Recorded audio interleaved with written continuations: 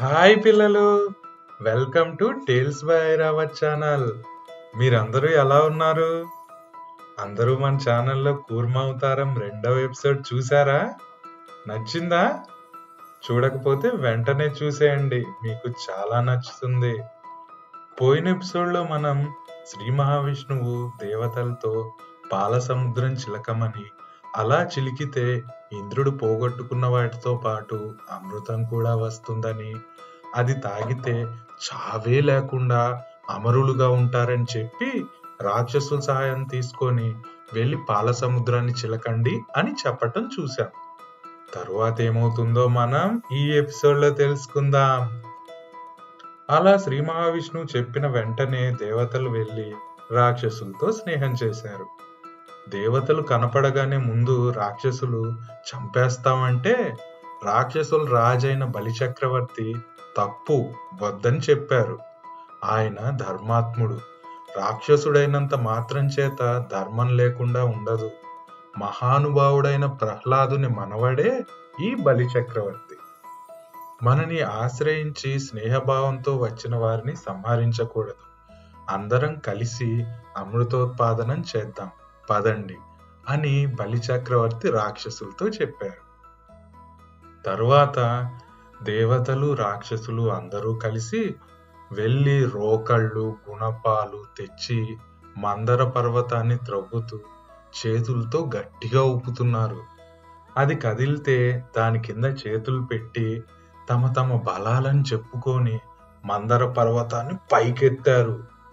తరువాత జాగ్రత్తగా ఆ పర్వతాన్ని పట్టుకొని అడుగులో అడుగు వేసుకుంటూ సముద్రం దగ్గరికి తీసుకొని వస్తున్నారు.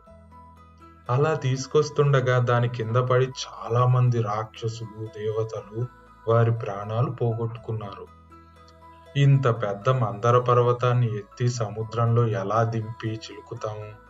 శ్రీ మహావిష్ణువు గారు చెప్తే మాత్రం మనకి బుర్రుండవద్దా అని ఏడుపు మొదలు పెట్టారు దేవతలు రాక్షసులు. ఇలా వాళ్ళు బాధపడుతుండగా శ్రీ మహావిష్ణువు, నా మాట నమ్మి పర్వతం ఎత్తారు గనుక నేనే వెళ్తాను, వెళ్ళి వాళ్ళకి సాయపడతాను అని అనుకొని ఆయన గరుత్మంతుని అధిరోహించి వచ్చారు.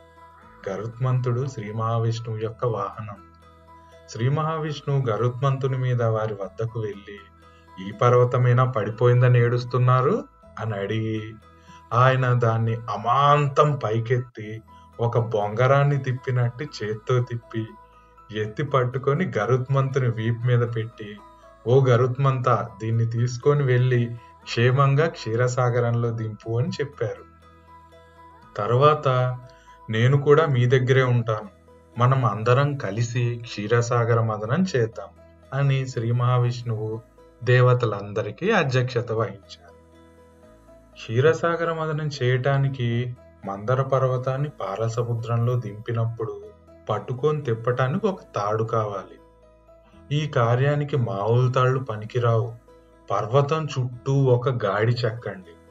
అమృతంలో వాటా ఇస్తామని చెప్పి గొప్ప సర్పమైన వాసుకిని పిలిచి పర్వతానికి చుట్టూ చుట్టి పట్టుకొని కట్టండి. మనం క్షీరసాగర మదనం చేద్దాం అన్నారు శ్రీ మహావిష్ణువు. అలాగే అని పర్వతాన్ని వాసుకి సర్పానికి చుట్టి ఒకవైపు దేవతలు మరోవైపు రాక్షసులు పట్టుకున్నారు. మందర పర్వతాన్ని పాల సముద్రంలో దింపి పూర్తిగా కాకుండా తేల్చి పట్టుకొని తిప్పుతున్నారు. అలా తిప్పటం చేత పర్వతం బరువు అంతా వాసుకి శరీరం మీదే ఆధారపడింది. ఆ బరువుకి తట్టుకోలేక వాసుకి వదలండి వదలండి అని పెద్ద పెద్ద కేకలు వేశాడు.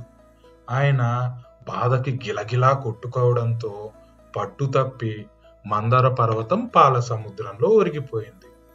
అప్పుడు అందరూ ఆలోచించారు, మనం చేసిన పని చాలా బుద్ధి పొరపాటు.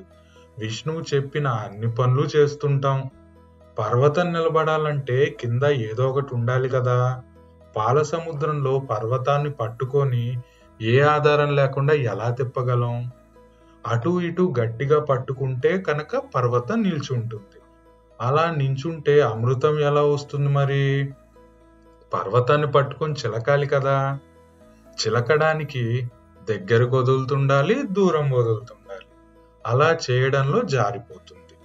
ఆధారం లేకుండా చిలకటం ఎలా అన్నారు.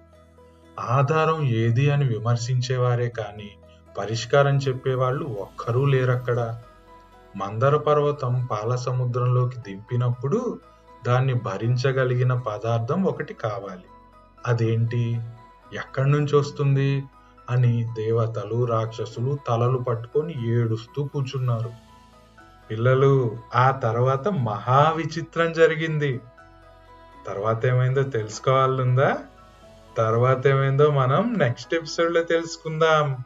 అంతవరకు సెలవు పిల్లలు.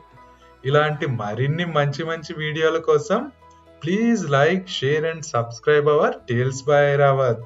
బాయ్ పిల్లలు, టేక్ కేర్.